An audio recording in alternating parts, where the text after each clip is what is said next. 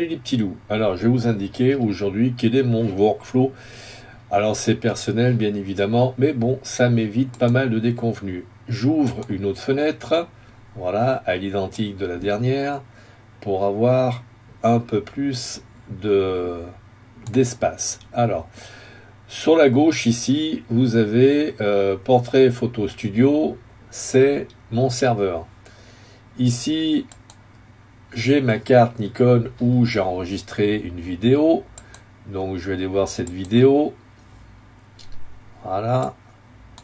Donc elle se situe ici. Je la copie tout bêtement sur un SSD de façon à avoir un peu de rapidité. Voilà. Elle s'enregistre ici. Alors je vais vous faire grâce de l'enregistrement qui dure à peu près 1 minute. Donc ça prend un peu de temps quand même. Voilà, c'est en train de se terminer.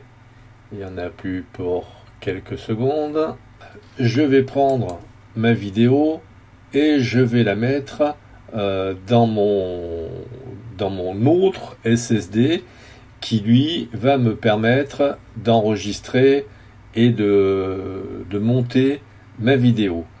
Donc ce SSD, cet autre SSD, il est à 500 Go. Je le mets dans Portrait Photo Studio. Voilà, à la fin, je le copie, je ne le déplace pas. Comme c'est de SSD à SSD, ça va beaucoup plus vite. Bon, 1 Go 6, ça se copie pas en 15 secondes. Hein.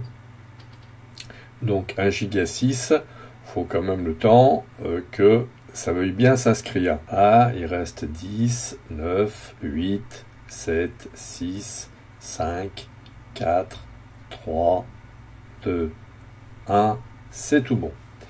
Dès lors que j'ai enregistré cette vidéo dans mon SSD sur lequel je vais travailler et sur lequel par exemple j'ai aussi Lightroom, par exemple, j'ai la base de données où j'ai mon arborescence par mois, par jour à l'intérieur et par année.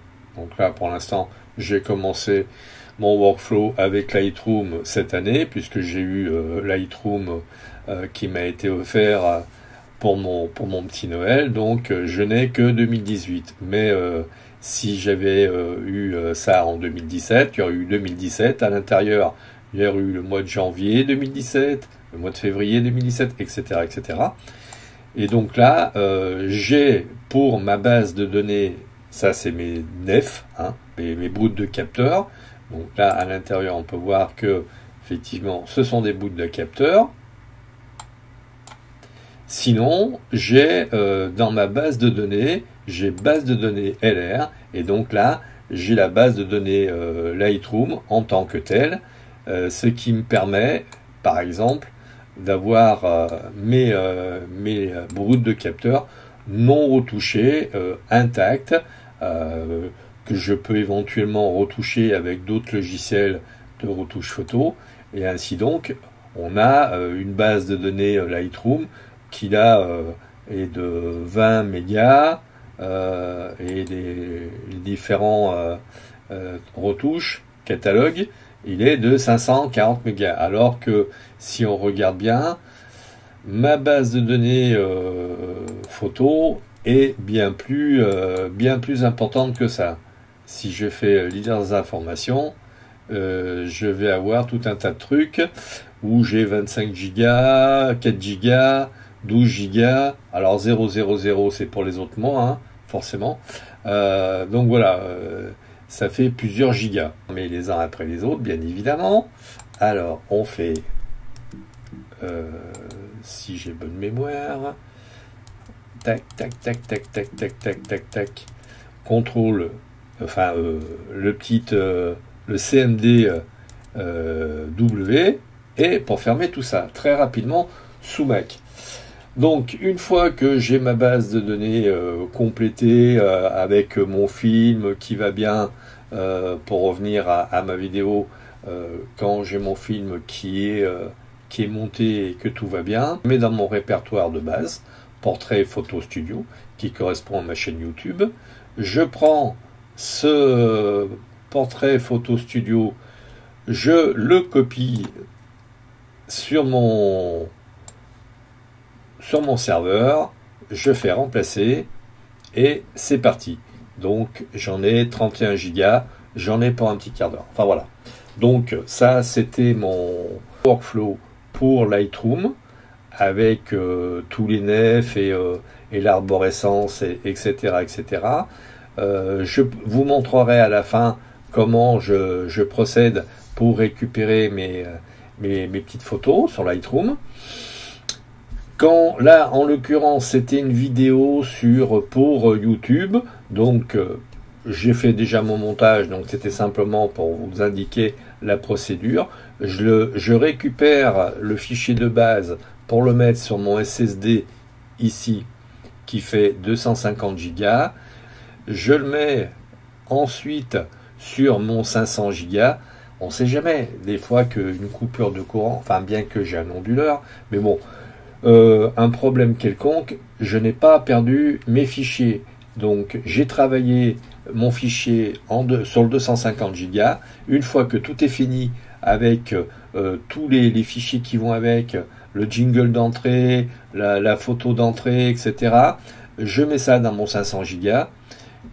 Du 500 Go, on va dire une fois par semaine, je mets ça sur mon serveur, et une fois que c'est sur mon serveur, eh ben, l'affaire est dans le sac. On va dire, j'ai 2 copies. On n'est jamais trop prudent. J'ai un deuxième serveur de secours qui, si jamais le premier est un peu, comment dirais-je, un peu fatigué, un peu lent, etc., et que je dois absolument sauvegarder rapidement mes données, j'ai un second serveur qui est beaucoup moins rempli et qui est un tout petit peu plus rapide, avec une capacité moindre bien évidemment, mais qui est un peu plus rapide quant à l'écriture. Donc voilà, une fois que j'ai fini mon petit... voilà, donc c'est en train de se copier gentiment. Donc nous allons passer à Lightroom, parce qu'on ne va pas attendre que ça soit enregistré sur le serveur. Nous allons passer à Lightroom. J'ouvre Lightroom. Alors comme il est en train de travailler en toile de fond, le serveur, ça prend un peu de temps. Voilà. Nous allons passer à Lightroom et à Bibliothèque. Dans Bibliothèque, je fais Importer. Là, je choisis ma source, qui est le 500 Go. Je développe gentiment, voilà, l'arborescence. Donc 500 Go, j'ai ma base de données 2018, je la développe, et là, je rentre, et automatiquement, je retrouve l'arborescence que j'avais dans mon répertoire, dans mon gestionnaire de fichiers. Là, j'importe ou pas mes photos. Alors, par exemple, voilà, imaginons que j'ai importé le 14 février Julie.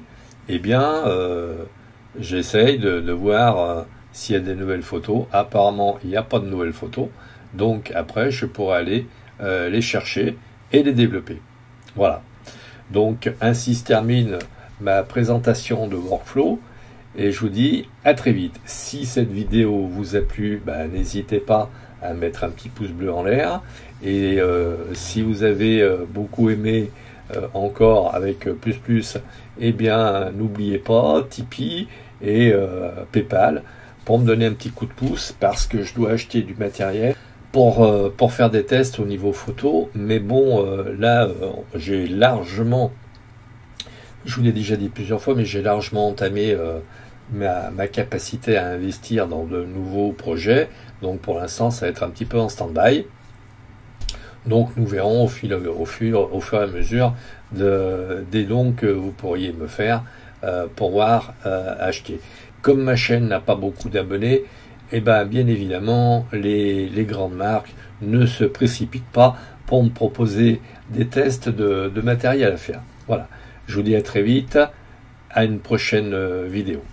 Et toujours un petit pouce bleu en l'air pour dire que vous étiez content de ma vidéo. Abonnez-vous. Si vous souhaitez me donner un petit coup de pouce, eh bien, allez sur Tipeee ou sur PayPal. Je vous remercie d'avance et merci encore de votre écoute.